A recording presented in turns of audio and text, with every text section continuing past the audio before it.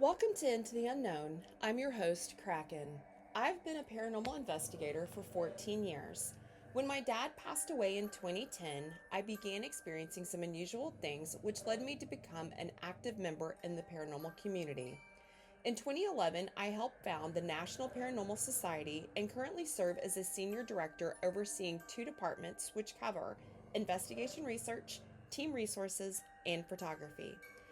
I have led 3 local paranormal teams and currently lead NPS of Texas.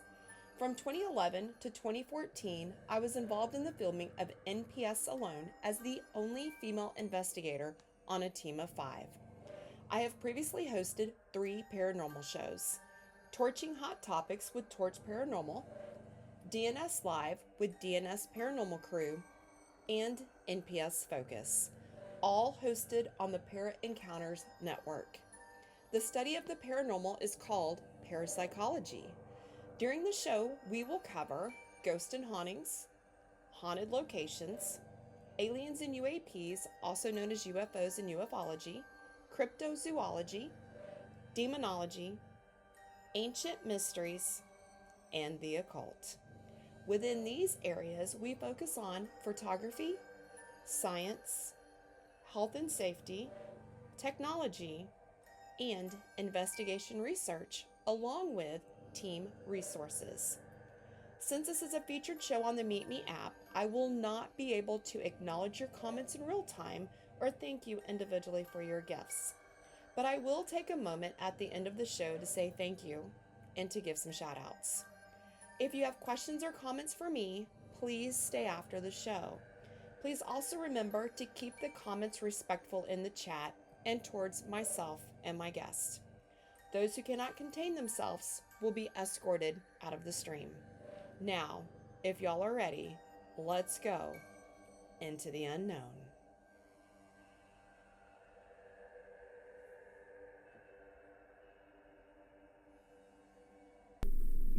Hello, how is everybody? Hopefully everybody's had a good weekend. I am back. Sorry about missing last week. I was a little under the weather last minute. We'll talk about that later, but let's get into the show. So, Kraken here, and you've just stepped into The Unknown, your featured show on the Meet Me app where we chase shadows, decode legends, and explore the places that history tried to forget, but the spirits never left. We go live every Sunday at 11 p.m. Eastern, and tonight, we're unlocking the gates and stepping inside of some of the most paranormally charged places in the world: haunted prisons and asylums. These aren't just buildings, they're cages for the living, and some believe for the dead. We're kicking things off with paranormal news from around the world, from chilling new evidence inside an Indiana asylum to ghost hunt sleepovers in a UK prison, and even survivors speaking out about the energy that still clings to an abandoned Australian mental hospital. But that's just the beginning. We'll also cover a Turkish village pushing back against TikTok. Did I just lose my stream? Sorry, you guys. Got so much going on over here. Let's start over. Pushing back against TikTok ghost hunters, South Carolina geologists trying to debunk hauntings with fault lines and gases, and a new Thunderbird sighting soaring over Washington state, UFOs, cryptids, military misdirection, it's all coming in hot. The world's haunted history is loud this week, and the walls are whispering everywhere. Then we're diving into an opening segment called Echoes of the Forgotten, where we'll explore the idea that some of the people locked away in asylums weren't suffering from madness, but spiritual gifts misunderstood as illness. We'll also dig into the stone tape theory and why the trauma endured in places like these doesn't just fade, it gets imprinted into the very walls. After that, I'll be joined by my good friend and fellow investigator, Flirty Dani, for a deep dive into haunted institutions. He's got stories, insights, and some chilling personal experiences that might just have you rethinking what it means when a spirit won't move on. And finally, we'll explore some of the most notoriously haunted prisons and asylums, from Waverly Hills to Eastern State to shadowy cells still echoing with footsteps. What's causing the energy in these places to persist? And why do some spirits stay locked in, even when the doors are open? So grab your EMF reader, your holy water, and maybe a skeleton key, because tonight we're not just investigating hauntings, we're confronting the echoes of lives confined and forgotten. And we've got a lot to cover tonight. It's Sunday night, the cells are open. This is Into the Unknown. let's get weird. Now, strap in, night crew, because the veil isn't just thinning, it's cracking. From forgotten wards and echoing cell blocks to shadowy skies and villages begging ghost hunters to back off, this week's headlines are soaked in the strange. It's time for paranormal news around the world, where restless spirits are making noise, researchers are poking holes in hauntings, and ancient energies are anything but dormant. Whether it's seismic science explaining specters, TikTok ghost hunts turning into the sacred, or the Pentagon playing UFO shell games, one thing's certain: the past isn't just haunting us, it's fighting to be heard. Let's dive in and see what the spirits and the skeptics have stirred up this week. In the quiet hills of Western Turkey, a small village has become an unexpected battleground between locals and a surge of ghost hunting thrill seekers. It started with whispers, stories of ancient spirits haunting nearby ruins, of lights in the woods, of unexplained sounds echoing through stone alleys at night. But now, the locals say things have gotten too far. Armed with cameras, spirit boxes, and TikTok ambitions, self-proclaimed paranormal investigators are flooding into the village in droves. And they're not just stirring up spirits. They're disrespecting graveyards, trampling sacred land, and leaving trash and broken vibes in their wake. Residents are speaking out, saying their once peaceful home has become a circus of supernatural tourism. They're calling for respect, not just for the living, but for the dead. As one village elder put it, the spirits are real, but they don't perform on demand. If you'd like to read more about it, Somerville, South Carolina has long embraced the spooky side, but one particular hotspot, the old train station, has become the epicenter of local ghost lore. Visitors report phantom footsteps, cold spots, and full-bodied apparitions of conductors long since passed. But now a group of geologists and environmental researchers are throwing cold water on the fire. Or are they? A recent study suggests that natural underground gases and subtle seismic activity in the area could be behind the experiences. According to the research, shifting tectonic plates and fluctuating air pressure may trigger hallucinations, disorientation, and feelings of being watched, classic signs often attributed to a haunting. So is science explaining away the spirits, or are we simply learning more about the earth itself interacting with the unseen? After all, isn't it just a little too convenient that the most haunted places also tend to sit along fault lines and ley lines? To learn more, check out smithsonianmagazine.com. On the latest broadcast of Paranormal Weekly, hosted by Jesse Morgan, he dropped a full spectrum update of everything weird, wild, and worth watching. This week's highlights include a new map of life cryptid tracker focused on Bigfoot hotspots, using AI-powered overlays to identify potential migration patterns based on footprints, sightings, and EMF disturbances. Yeah, Bigfoot now has a digital trail. Then there's Nessie. Scotland's most elusive cryptid just got another round of sonar sweeps. While nothing conclusive was found, divers report hearing strange echo-like pulses beneath the surface. And in the world of disclosure, a new batch of FOIA documents tied to UFOs was quietly released, furthering speculation that the government knows more than it lets on. Jesse's take? They're not hiding the truth, they're drip feeding it. A global report on UFO activity dropped this week, revealing that while the UK has briefly surged in 2025 reports, the United States still reigns supreme with over 105,000 documented UFO encounters since 1947. Why so many? The report credits several factors: the presence of long-standing organizations like MUFON and MUFORCE, America's obsession with UFOs and pop culture from Roswell to X-Files, and a suspiciously steady stream of military leaks and half-disclosures.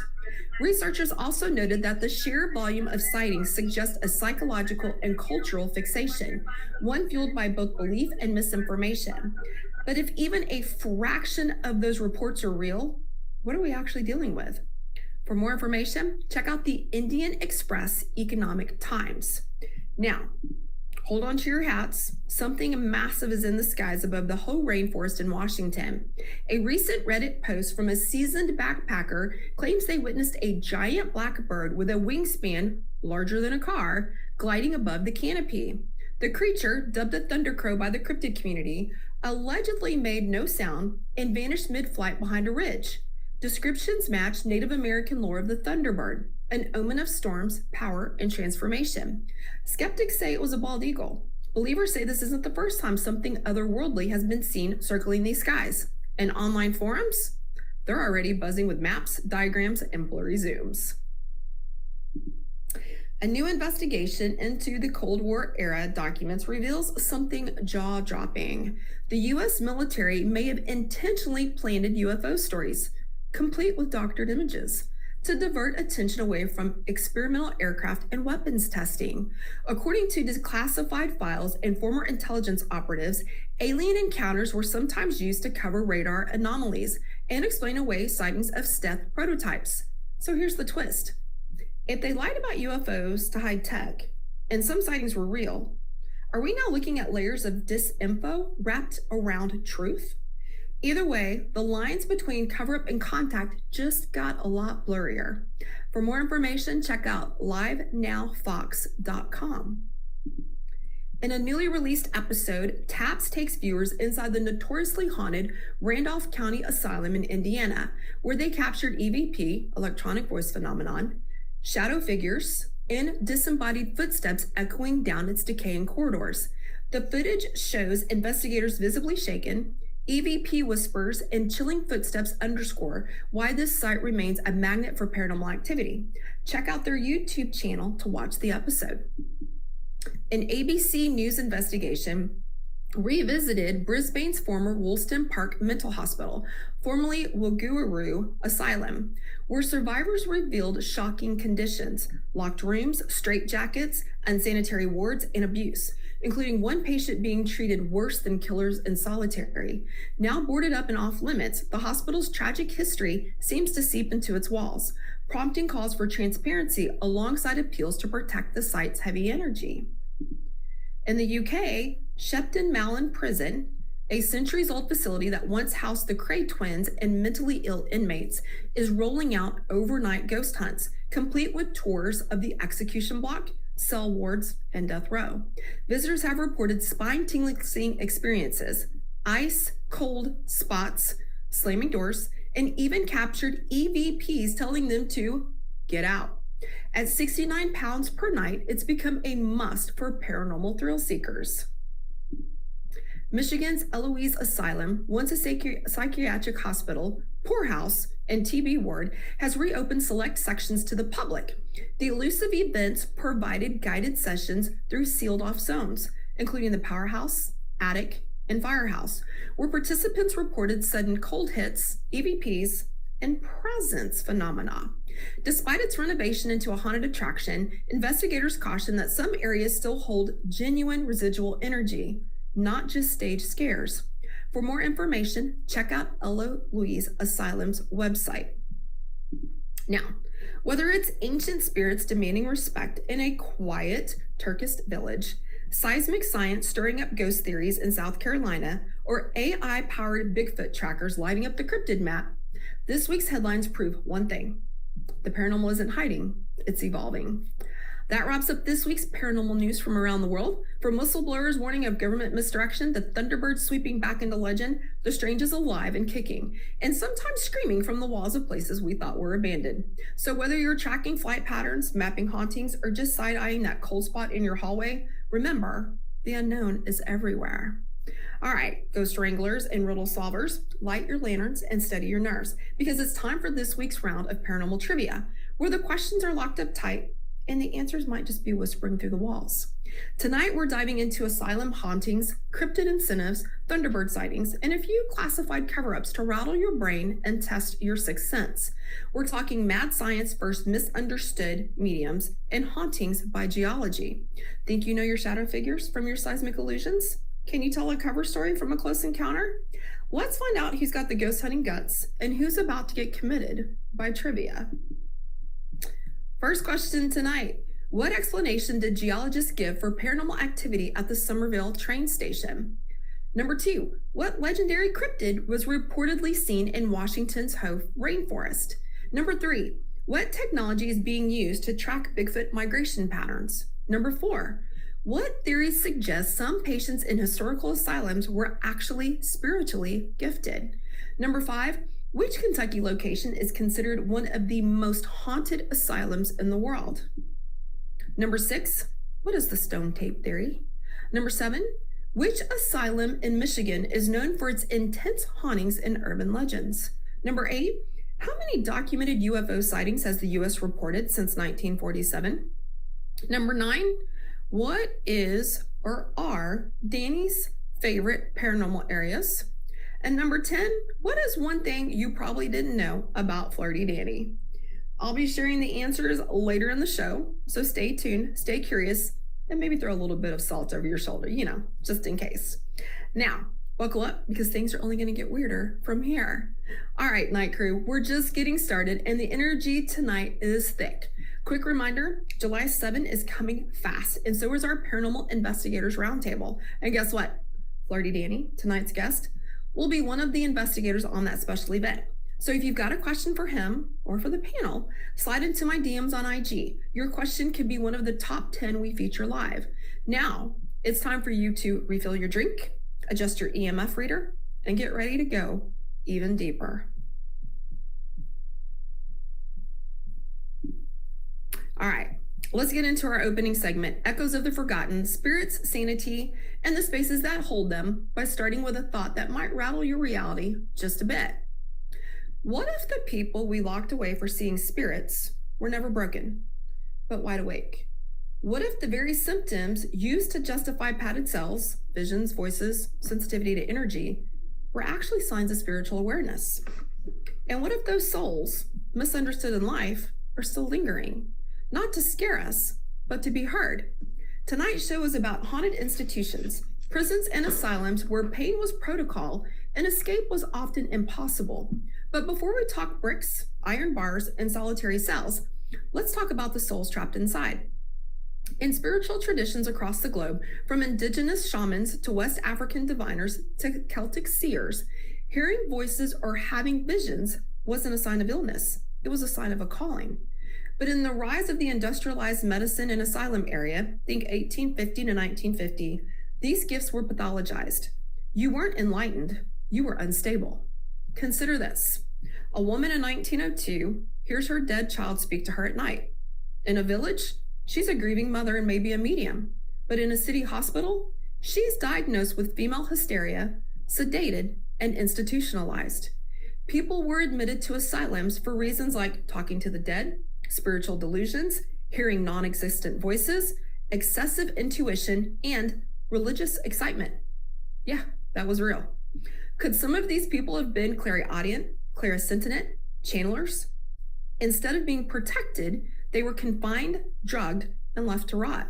And when their lives ended in those locked wards, often in isolation, often in despair, that energy didn't just vanish. Let's talk about the buildings themselves. Places like asylums and prisons are structured for control. Thick walls, no sunlight, echoing corridors. In spiritual theory, this creates the perfect container for lingering energy. Combine that with intense emotions like fear, rage, hopelessness, and abandonment, and you get a recipe for residual hauntings. Psychic imprints left behind by those who suffered without peace. Now, let's talk about one of the most endearing theories in paranormal research, the stone tape theory. The idea that emotional or traumatic events can be recorded by the physical environment and replayed like a psychic VHS tape under the right conditions. The term comes from a 1972 British film called The Stone Tape. But the idea goes back centuries. Ancient cultures believed that certain materials could hold energy, especially stone. So how does it supposedly work? The theory is that high-stress events like death, grief, fear, or rage emit emotional energy, intense and chaotic. This energy doesn't just vanish, it imprints itself into materials with high mineral content, like limestone, quartz, granite, or iron. Under the right conditions, maybe a drop in barometric pressure, a lightning storm, or even human presence, that energy is replayed.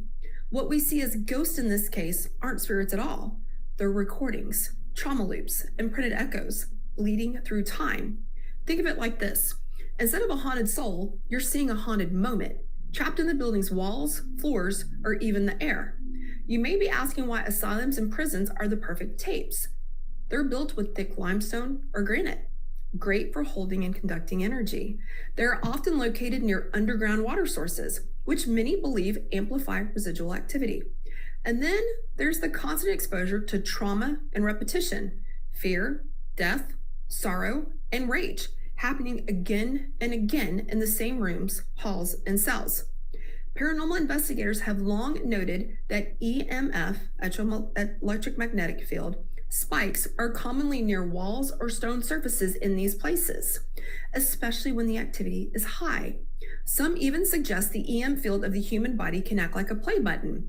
You walk into a space charged with decades of grief, and your own energy triggers the replay. So when we talk about haunted prisons or asylums, it might not always be a ghost reaching out. It might be the building itself. The stone, the wood, the metal, retelling a story that was never meant to forget. A scream down the hall, a figure pacing the corridor, a nurse who walks her rounds long after the last patient has died. Are they ghosts? Or grief etched into stone? And what happens when the recording starts to bleed into the now? Let's bring this into the real world because the evidence is everywhere. Let's first take a look at Trans-Allegheny Lunatic Asylum in West Virginia. Originally built for 250 patients, it held over 2,400 at its peak. Many were committed for spiritual disorders. Ghost sightings there include shadow figures, full apparitions of nurses and patients, and EVPs of voices calling out for help. One story tells of a woman in Ward F who used to talk to angels. She was restrained and silenced. Today, investigators report hearing the woman who hums. Next is the Rolling Hills Asylum in New York. Originally a poorhouse, it became a dumping ground for society's undesirables. Reports include disembodied laughter, door slams, and physical touches. One visitor claimed to feel the overwhelming urge to pray and protect, as if someone was begging for help through them. And finally, Waverly Hills Sanatorium in Kentucky, best known for TB deaths and the infamous death chute. But many patients with nervous disorders were sent there too. Room 502 is famous. A nurse reportedly hung herself after a forced abortion, but some claim she was pregnant by a doctor after being institutionalized for her visions. Could she have been gifted and used? Could she still be waiting for justice? So what's the difference between residual hauntings and intelligent hauntings? Residual hauntings are like ghostly recordings, sounds, visions, movements that play on a loop. Intelligent hauntings react to us. They know that we're there. And guess where the lines get blurry? Prisons and asylums. You'll hear repeated screams down a hallway at 2:10 a.m. every night. That's residual. Then a sudden voice in your recorder saying, "Help me," that's intelligent. Or worse, one whispering your name. Some spirits may be playing the same scene over and over. Others, they're not just trapped, they're aware. And maybe they're waiting for someone who can finally understand them. So let me ask you this. Have you ever experienced something others call crazy, but deep down felt spiritual? Maybe a vision, or a gut feeling you couldn't shake, or maybe a voice that came in the silence and somehow felt comforting and not dangerous. Drop it in the chat. Let's break that stigma, because tonight, maybe we're not just talking about hauntings, maybe we're talking about injustice in this life and the next. And that leads us right into tonight's guest, because if there's anyone who gets what it means to listen when the rest of the world turns out, it's him. Coming up next, I'll be joined by my good friend and fellow investigator, Flirty Dani, as we explore haunted institutions, the prisons and asylums where pain isn't just remembered, it's recorded, replayed, and sometimes still reaching out. So don't go anywhere, the walls still whisper, and we're about to listen. So now you've made it halfway through the haunt, and things are only getting weirder. Coming up next, Flirty Dani joins us as we talk more about haunted locations, ghosts and hauntings, and our experiences as investigators. Also, major love out there to our top gifters. I want to call them out real quick. Our top three. Number 3 is the Phoenix. Number 2 is Rosie Smokes. And number 1 is Flirty Dani. You guys, thank you so much for the gifts. Y'all be sure and hit them with a fave. And let's make sure that we're keeping the spooky vibes alive and the shadows whispering. And don't forget, Flirty Dani, tonight's haunted locations expert, is also joining us again on July 7th for our Investigators Roundtable. You've also got a couple others in the chat as well. You've got Mikey in here, and I just saw Rocker Rebel, I can never say your name, in the chat too. So you guys are all here. So if you've got a theory or a what if for him or the rest of the crew, hit my IG, Kraken Whips, and make it count. Now, Flirty Dani, if you are ready, request the guest box and let's get at it. We are, when the rebel yells, we are waiting on Danny. Where is he? There he is.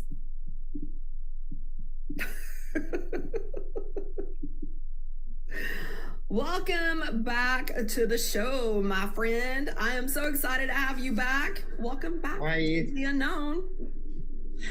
Yeah, I had to switch devices last minute. My stand decided to collapse. So, yes. All that fun stuff. All right, let me do my intro for you. So, you've clocked some serious hours in the paranormal trenches, from haunted asylums and abandoned prisons to shadow-soaked battlegrounds near Gettysburg. You don't just study the paranormal, you practically live in it. So before we dive into the madness and the memories and have some fun, go ahead and introduce yourself to the audience. Let folks know where they can catch your streams, the kind of content you're putting out, and any investigations or spooky events you have coming up. Hi, I am Flirty Dani. I am right now getting back into it. I was off. I took a 2 weeks hiatus. One, busy. Two, I got sick. So we're kind of coming back from a sinus infection, that an allergy attack turned into sinus infection, turned into a lot of things. So, so we'll just, but typically I stream during the nighttime hours between 6 and 12. Also, just catch me on Instagram. Link up with me there. It's easier because I can tell you all the events and everything I'm doing and all the shows, TV shows I can be putting out on the travel channel with the Discovery Plus network. Can't promote it too much because I don't know if I'm allowed to do that on a featured show. Well, and you and I still need to talk about that, so we got to catch up on that. All right. So we have previously talked about your time investigating some of the most emotionally intense and paranormally active sites in the country. And one thing that really stuck with me is your take on what lingers behind closed doors. So let's talk about that. And I also want to make sure that we answer our trivia questions. So let's hit that up real quick. What is your most favorite field or fields within the paranormal? Okay, so I am ghosted hauntings, obviously. But there has been some recent evidence brought to my attention with cryptids that are I'm finding fascinated about them. With the Loch Ness Monster, Nessie. Someone showed me a video of something that has us all thinking about all the cryptids now and populations. And not just one, but maybe multiples in some cryptic forms. So, I've been working beside a paranormal group trying to figure out about populations with cryptids. That's interesting. You know, I watched a show, and I don't remember if it was Netflix or Amazon Prime, but they did a special on Nessie, and there's actually a sonar scan that they show. There's a blip at the bottom of Loch Ness that they think might be Nessie. So it's kind of interesting to watch and talk about. And then on this side of the world, you got Lake Champlain and Champ that they are thinking could be another Nessie. So yeah, cryptids are pretty interesting to study. There was they showed me was there's this guy Nico who actually had for the last 30 years has had a camera outside his best friend's house, which is facing Loch Ness. But they just got evidence recently, which got us all thinking of 2 Loch Ness monsters. Oh no, that would be interesting. That would be interesting. I know there was a picture recently taken. We talked about it in Paranormal News Around the World a couple of weeks ago. There was a picture that was taken that was being checked out. Rabbit hole for you to go down. Oh, you know I love going down rabbit holes. Don't get me started. Don't get me with a good challenge. All right, now what is maybe 1 or 2 things that most people don't know about you? I've worked in the haunt industry that led me in the paranormal industry since I was 9. And then it led me to the paranormal industry. It led me in the paranormal industry after I had my first experience. And then when the experiences kept on multiplying, about my mediumship of about 20 years now, and me seeing the dead and being a clairvoyant for the unknown on the other side. And then where did you work for a little while?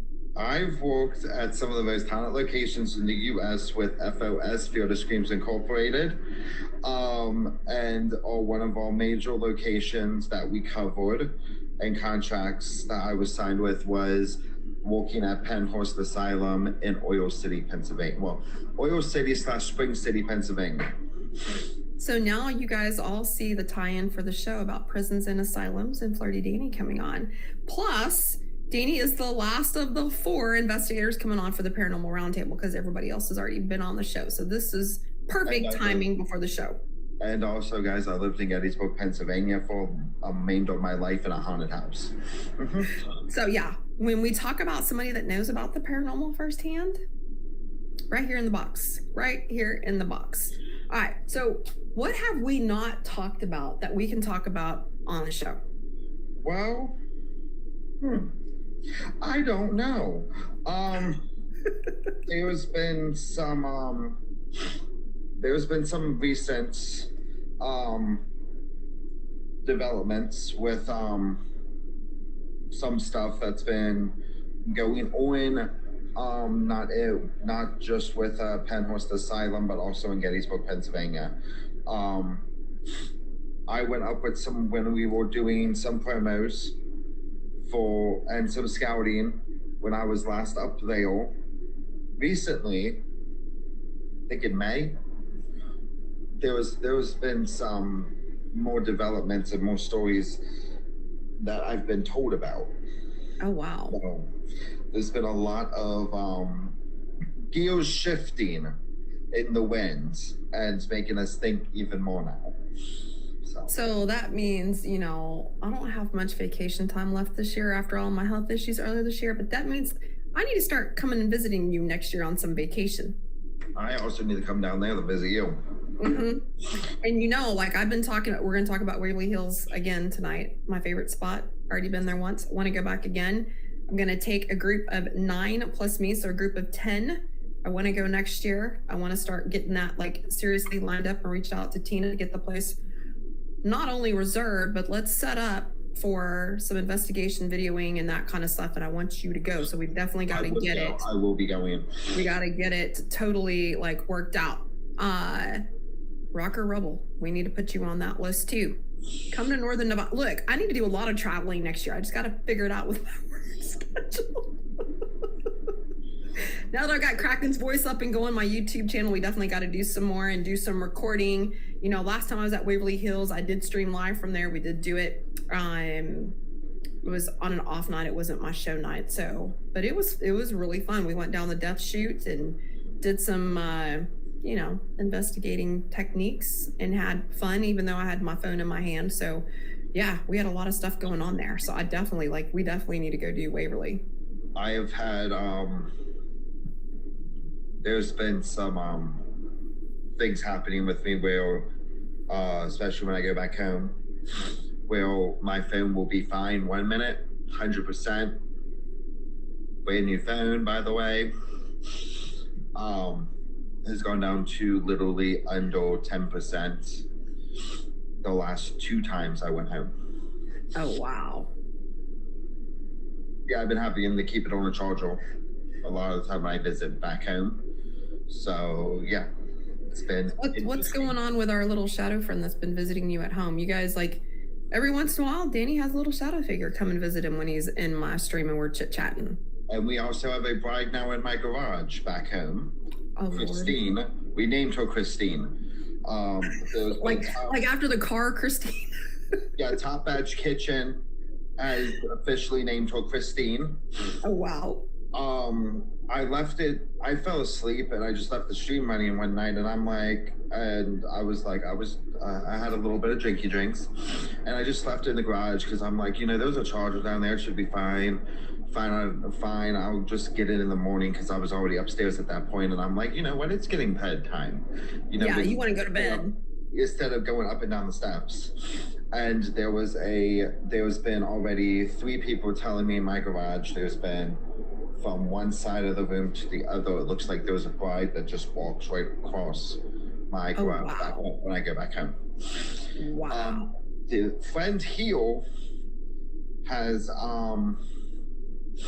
he's been around. Well, he hasn't been around, but there's been other things around. So I talked to my friend Amy. There was a shadow figure, what I think is a shadow figure walking around the house. I've been seeing them when I go around corners and stuff, walking on the day on the property. Oh, wow. Around the day, it just looks like it comes out and goes back, or it looks like someone's walking and then just you don't see nothing at all. Now that's interesting. Are we catching that on camera too? No, I haven't actually catched him or them on camera at all, to be honest. We're gonna try. But it's for all of the staff on this property, it's like it just happens 3 seconds, and you don't know when it's going on because it's mainly been happening during the daytime hours, not nighttime. No, that's interesting. So yes, we've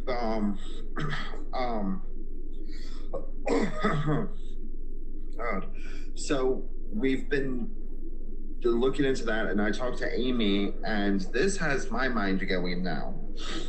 And what she's investigating and doing more science. She's like a sciencey person and likes the science of the paranormal. She's actually had multiple cases now where it looks like a shadow figure, but it's with her mediumship, she's able to detect it's a person coming across as a shadow figure. So how are these people manipulating us to thinking that they're shadow figures? Yeah, that's interesting. So, and the stuff that she's been getting on camera and some of her evidence has led her to believe that some of these people that died that she picked up on, and voices that she got from her spirit box is saying that it's not shadow figures, but people coming across as shadow figures. Which makes you wonder why they would want to come across as shadow figures. Why are they disguising themselves, So it's been a little tense with some of me and my connections right now, but we all have something new we're studying.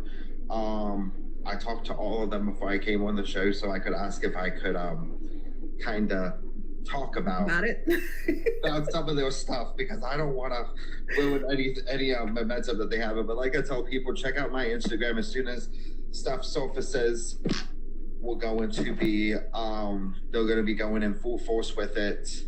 I'm going to be doing my little experiments here at this house, at 2 other properties, and probably all over the place. You never know where you're going to find me at.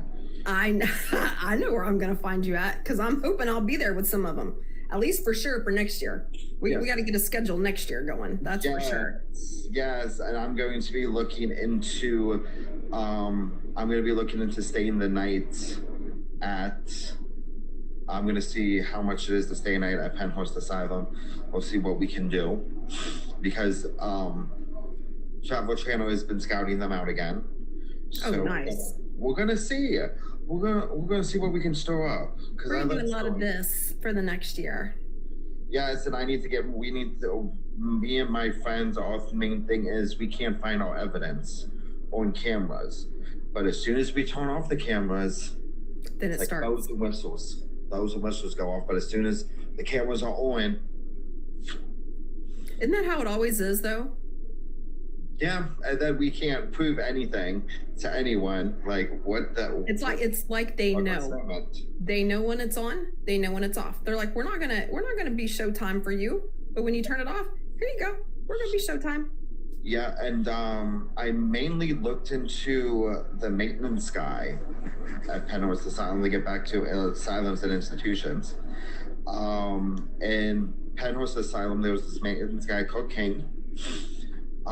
He had a really mean diameter. So he's a lot what people are saying is in the tunnels at the asylum. Oh, So, yes, he causes a lot of trouble, nuisance. My friend has actually got it on camera for the Travel Channel. He has got it on camera of it sounds like someone's walking down the tunnels. No one was there. Wow. Well, but you know what? It would make sense if he was the maintenance guy, right? Yes. Yeah. So we don't know where all he roams, but with him being maintenance and in the tunnels, he has access to all the buildings.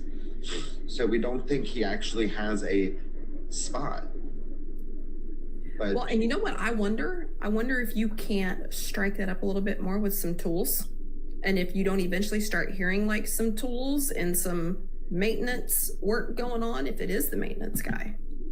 yeah, because Penrose Asylum, they don't actually really have a maintenance team. So that makes it even more creepy. Nowadays, they do not have one. It is pretty much the owners, the contractors that come in that volunteer their time to do the maintenance work, cleaning the display cases, putting the sweeping around. I know I gone up there a couple of times just to sweep. I pushed the broom around for a couple hours just to help them out. So there really isn't a maintenance team there anymore. So when you hear someone say anything about the maintenance team up there, secret is to be told, you actually might be talking to the dead. That is interesting. That is very interesting. All right, we are right out to, I cut 20 minutes out for all my guests, and I still feel like we could chit chat some more. Are you hanging around for the after show? Yep, I'll be here. I'm here. I'm yours until 2. We're gonna chat some more then. All right, before we wrap you up, tell everybody again where they can find you, your IG, what you got going on, and then in the after show, we're gonna talk about some more stuff. Hi guys, I'm Flirty Dani. As we think of things in the after show, please stay tuned afterwards. I will be. Wink, wink. Nudge. Me and Kraken can literally talk for hours, but you can find me on Instagram. Typically, I do work and do producer work for the Travel Channel. There is going to be some new locations that the Travel Channel is going to be covering next year. So please stay tuned, and I will be showing where you can find all that good stuff with the Discovery Plus network. Bye. See you. He's like, bye. You guys make sure and hit a fave on him before he pops out of that box. He'll be down in the comments as well. So Yeah, I'm going to go thank you, Danny, for coming back on. He will be back on July 7th, you guys. So if you have questions for him and you don't get him in the after show, he'll be back on July 7th. So, all right. If your lights aren't flickering, don't worry. It's probably just the spirits getting ready for this last segment. You're watching Into the Unknown, and I'm your host, Kraken. Before we wrap up tonight, again, I want to make one shout out again to all of y'all about the July 7th Paranormal Investigators Roundtable. And tonight's guest, like I said, Flirty Dani, will be right back in the hot seat for that live event. And we're going to do the entire show is going to be a roundtable. So we won't have the paranormal trivia. We won't have the paranormal news. It's just going to be us talking, doing what we like to do, talking about ghosts. So if you got any questions about spirits, asylums, or anything that bumps in the night, send it my way on IG, because only the best questions will make it through the veil. All right, buckle up. We got 13 minutes left in the show, and I am purposely going over that time, and we will also do the after show afterwards. So Lugs, if you're recording, we gonna be a little longer tonight. So, all right, if you think the halls were haunted before, you haven't heard the last whisper yet. Tonight, we're trading forest and folklore for something more chilling, man-made monuments of madness and misery. We're talking prisons and asylums, those eerie institutions where suffering was routine and the walls themselves seemed to absorb the agony of everyone who passed through. These places weren't just haunted after the fact, they were terrifying when they were still operating. And long after the last cell slammed shut or the final patient was wheeled away, the energy lingers like a cold breath down your neck. Let's step inside and begin with Eastern State Penitentiary, located in Philadelphia, Pennsylvania. Built in 1829, Eastern State was the first of its kind, introducing the Pennsylvania system of solitary confinement. It wasn't just a prison, it was a radical social experiment. Inmates were kept alone in silence for 23 hours a day. Meals were pushed through a small slot. Hoods were placed over their heads anytime they were moved. What started as a reform experiment quickly devolved into mental torment. The goal? True penitence. That's where we get the word penitentiary. Reformers, including the Quakers, believed solitude and silence would force inmates to reflect, pray, and rehabilitate. But the reality was far more harrowing. Designed by John Howland, Eastern State was the most expensive public building in the U.S. at the time. It had a radial layout, as you see here, a central surveillance hub with long wings of cells extending outward like spokes. Each prisoner had a private cell with a small skylight, nicknamed the Eye of God, reinforcing constant spiritual scrutiny. Inmates were completely isolated, not even allowed to speak or make noise. Guards wore padded shoes, and prisoners again were hooded when moved between locations. If inmates attempted to communicate, they faced punishments like dunking in cold water or the iron gag, a metal collar that tore at the tongue, or extended time in the hole, a windowless underground cell. This extreme form of isolation led many prisoners to suffer severe mental breakdowns, and by the late 1800s, the system was widely condemned as inhumane. One of its most famous prisoners was Al Capone, who served time in 1929 for a concealed weapon charge. Oddly enough, his cell, as you see here, was lavishly decorated with rugs, a radio, and fine furniture, suggesting corruption was alive even within solitary walls. Capone claimed to be haunted during his stay, allegedly tormented by the ghost of James Clark, a victim of the St. Valentine's Day massacre. Eastern State remained operational until 1971, when it was officially closed due to outdated conditions. It sat abandoned for over 20 years, becoming a playground for urban explorers and vandals until restoration efforts began in the 1990s. Now, a museum and major Halloween attraction, it's also one of the most investigated haunted locations in the U.S. Today, Eastern State Penitentiary operates as a museum by day, but when the sun sets, it transforms into one of the most infamous paranormal hotspots in the country. Visitors and investigators alike report chilling experiences like shadowy figures darting between the rusted cells, phantom footsteps echoing through the halls, and whispers that seem to come from nowhere. Cell block 12, seen here, is especially notorious, filled with disembodied laughter and voices that slither down the long, crumbling corridors. Down in the hole, screams are sometimes heard in the dead of night. Even hardened staff members have refused to enter certain areas alone after being touched or shoved by unseen forces. One of the most well-known incidents came in the 1990s, when a locksmith working to restore a cell claimed he was pinned against the wall by an invisible force. The experience unleashed a flurry of unexplained activity, and many believe it reawakened something that had been dormant for years. Eastern State isn't just haunted, it's emotionally dense, heavy, oppressive. Even the skeptics walked out changed.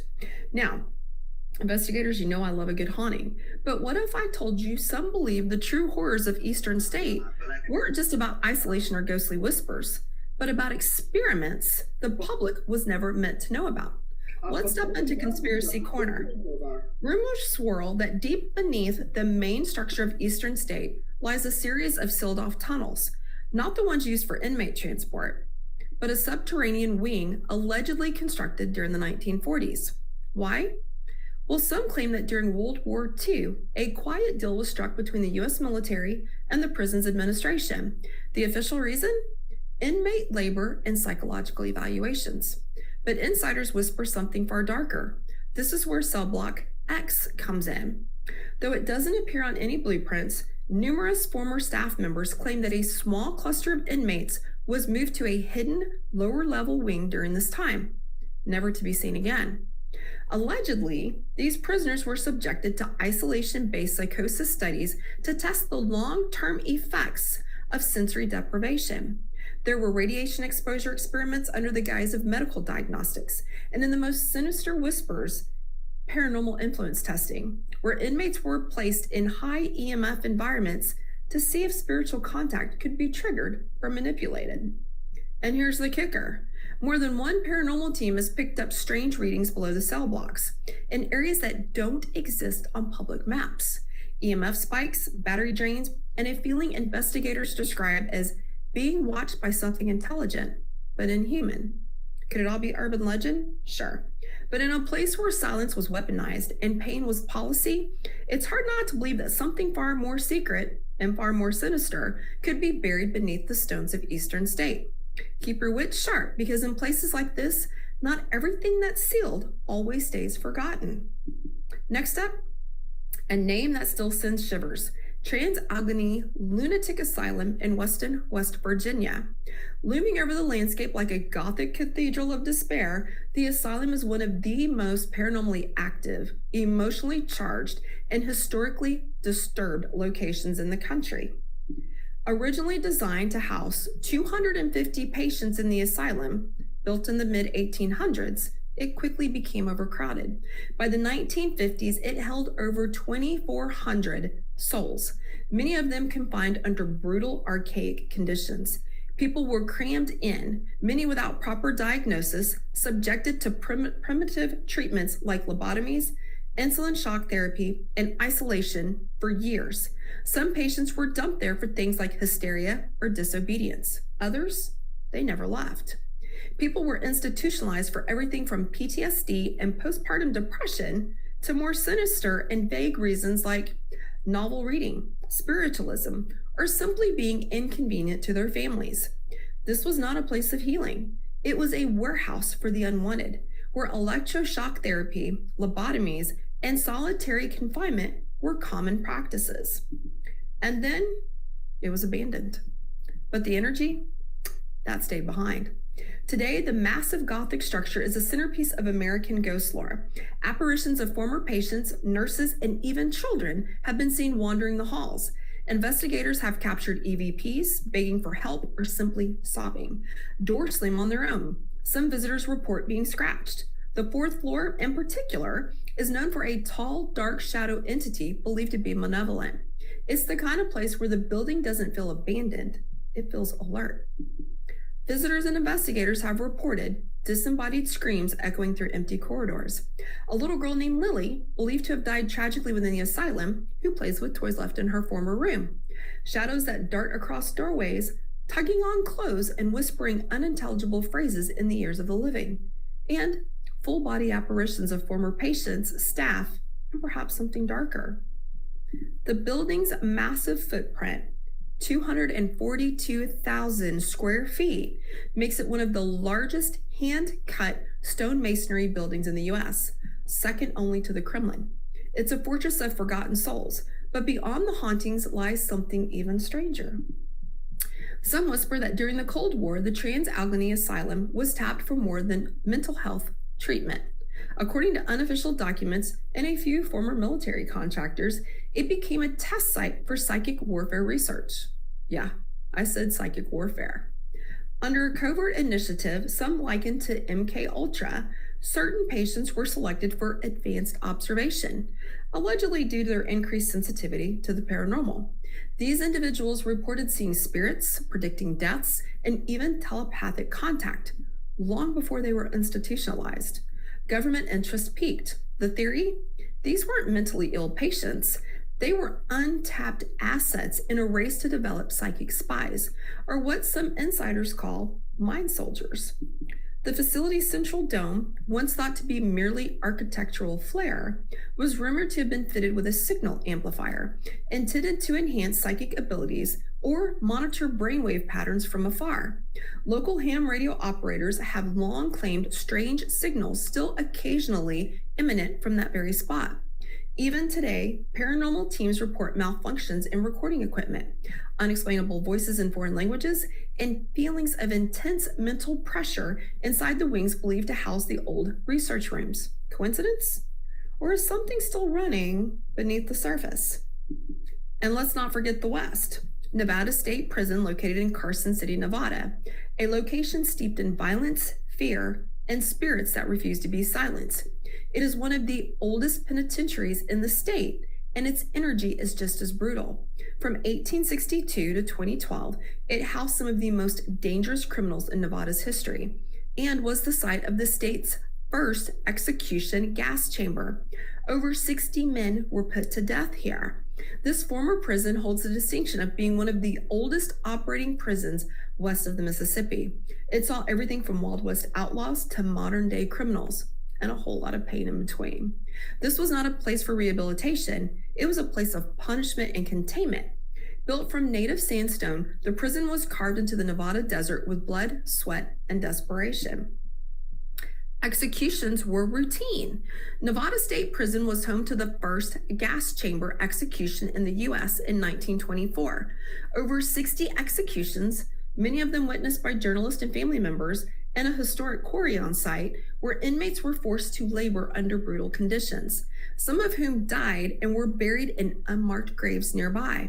It's no surprise what lingers isn't just history, it's anguish. Paranormal activity ranges from slamming doors and cold spots to ghostly figures seen in solitary confinement areas. Some former guards have refused to return after hearing voices calling their names or spotting shadowy figures walking in the upper tiers. One particularly creepy detail: people report hearing the sound of a gurney rolling down the hallway near the old infirmary, even though the hallway is sealed off. Since its closure in 2012, Nevada State Prison has become a hotspot for paranormal investigators, and for good reason. Among the most reported experiences are cell doors slamming shut on their own, especially in the solitary confinement block, where inmates were once left to complete darkness for days or even weeks. Reports of disembodied voices of men shouting, crying, or whispering threats echo through the empty corridors. In the execution chamber, many have reported feeling suddenly sick, dizzy, or emotionally overwhelmed, often followed by intense cold spots.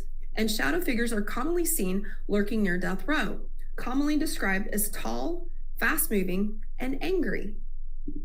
Visitors and guards alike have claimed that even when the prison was fully operational, lights would flicker, typewriters would type on their own, and phantom footsteps could be heard pacing on the catwalks when no one was there. One well-known entity said to haunt the prison is a man named Redmond Red, a former inmate executed in the gas chamber who now reportedly lingers in the area. Investigators have recorded EVPs of a gruff voice saying, "I'm not done." In the former mess hall, another spirit, believed to be a guard who was stabbed to death, has been known to shove people who enter alone. And in the quarry, paranormal teams have captured muffled screams, strange EMF spikes, and one investigator even blacked out after claiming something had grabbed their throat. Whispers persist that during the Cold War and into the 1970s, unofficial psychological experiments were conducted on death row inmates, particularly those sentenced to die in the gas chamber. The theory?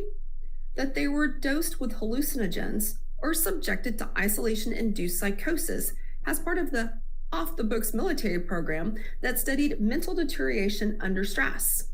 Some say select prisoners were never executed at all. Instead, they were transferred under new identities to participate in these secret trials. Their fates never officially recorded. The location's proximity to Area 51 and other Nevada testing grounds only fuels the fire. Investigators have even found paperwork that hints at missing inmate records and sealed disciplinary files, raising eyebrows among both ghost hunters and conspiracy theorists. Now, one of my favorite locations, no haunted institutions list is complete without Waverly Hills Sanatorium, located in Louisville, Kentucky. Once a tuberculosis hospital, it claimed tens of thousands of lives during the White Plague outbreak, a place where hope and horror coexisted and where the living far too became the dead. If you've wondered about what happens when a building absorbs decades of suffering, sorrow, and slow deaths, Waverly Hills is your answer. From body shoots to children seen playing in the hallways, Waverly has it all. Shadow figures, EVPs, unexplained screams, and sudden emotional breakdowns among guests. The spirit known as Timmy, a young boy, is said to interact with visitors who bring him toys. Some say Waverly isn't just haunted, it's a spiritual gateway. Waverly Hills opened in 1910, initially as a small tuberculosis hospital. But by the 1920s, TB, known as the White Plague, was sweeping across America, and Louisville's Jefferson County was hit hard. With no cure, no antibiotics, patients were often quarantined indefinitely. To meet demand, the hospital was expanded into a massive Gothic structure, capable of holding 400 patients. At its peak, the sanatorium operated as a self-contained city, complete with its own zip code, post office, and even a farm. But it was a city of the dying. Over 63,000 deaths are rumored to have occurred here, though official records suggest 8,000.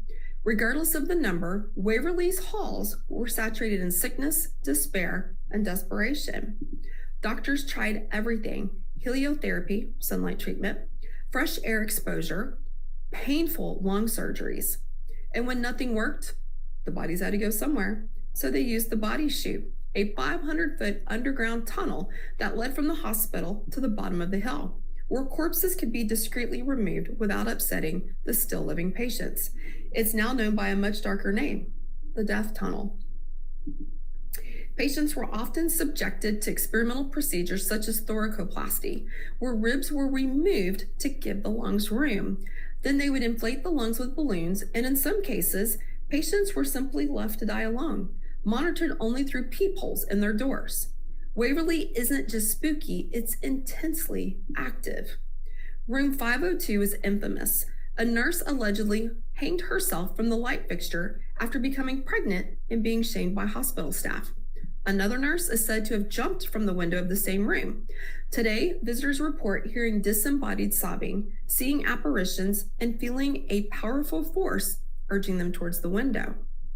The Death Tunnel is a hotspot of shadow figures, cold drafts, and muffled cries from beneath the earth. The children's ward is said to be haunted by a ghost named Timmy, who loves to roll balls down the hallway. Bring a toy, and it might just get moved.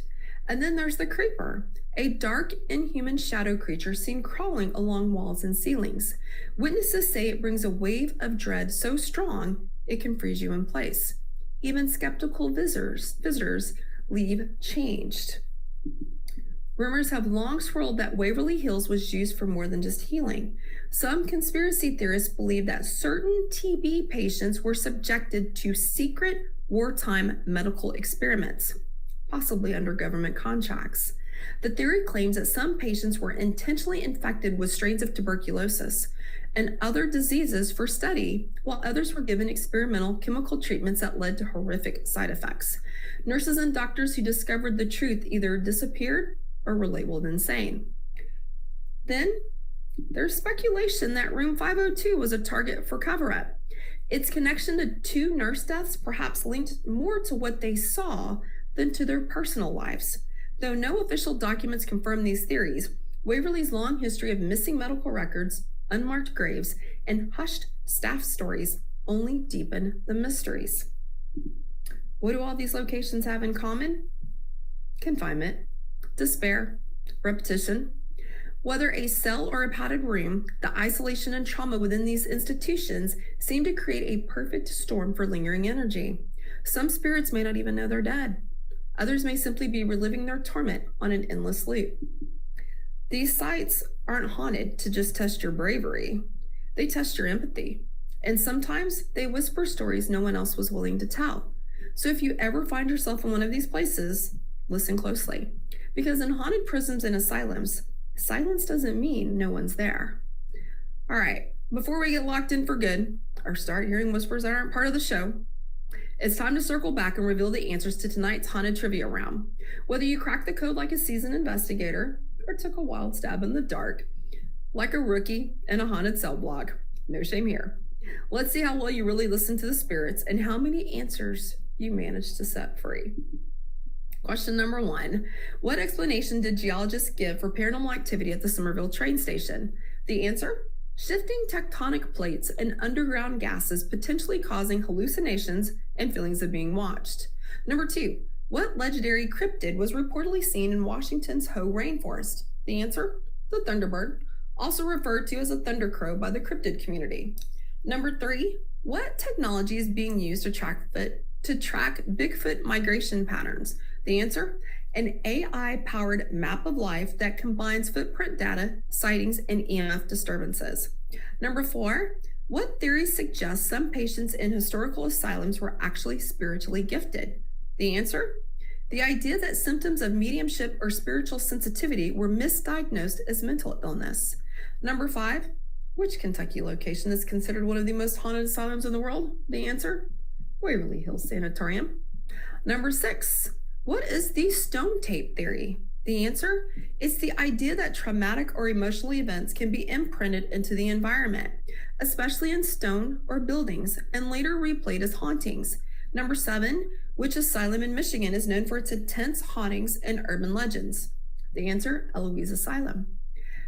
Number 8. How many documented UFO sightings has the U.S. reported since 1947? The answer? Over 105,000. Number 9. What is or are Flirty Dani's favorite paranormal areas? The answer? Ghosts and hauntings, and most recently, cryptids. Number 10. What is one thing you probably didn't know about Flirty Dani? He lived in an asylum for a year, Penhurst Asylum, and is a medium clairvoyant. And that is a wrap on tonight's Paranormal Trivia Challenge, where every question came with a side of shadows and a dash of deja vu. From asylum echoes to cryptid sightings and aerial anomalies, this round was less about luck and more about how well you've been paying attention to the things that go bump, buzz, and vanish in the night. Was your score high? You're cleared for conjuring. Missed a few? Don't worry, even seasoned investigators get locked in the dark sometimes. So, tonight we walk the halls of the forgotten, through asylums where the echoes still cry out, and prisons where the spirits refuse to be silenced. From misunderstood madness to residual rage, we explored what happens when suffering imprints itself on stone, and why some places never stop whispering. Huge thanks to my guest and fellow